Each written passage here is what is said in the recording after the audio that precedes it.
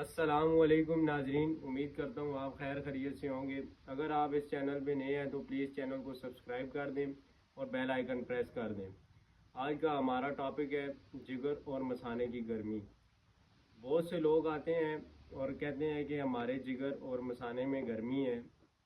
ناظرین، جیسا کہ آپ جانتے ہیں، جو لوگ قدرتی چیزیں اور گھر کے بنے ہوئے کھانے استعمال کرتے ہیں وہ کم سے کم اس بیماری کا شکار ہوتے ہیں، اور جو لوگ تلی ہوئی چیزیں، مچھلی، انڈا، ان ہیلدی فوڈ اور زیادہ سے زیادہ جو یہ چیزیں استعمال کرتے ہیں وہ لوگ اس کا زیادہ سے زیادہ شکار ہوتے ہیں۔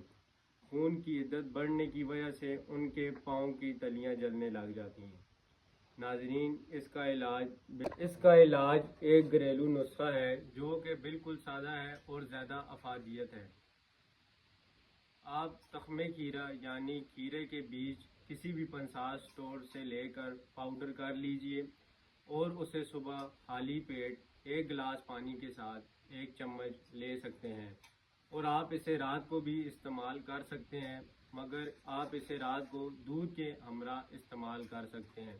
اگر ناظرین آپ کو ویڈیو پسند آئی ہو تو پلیز آپ لائک کر دیں، کمنٹ کر دیں۔ بہت شکریہ۔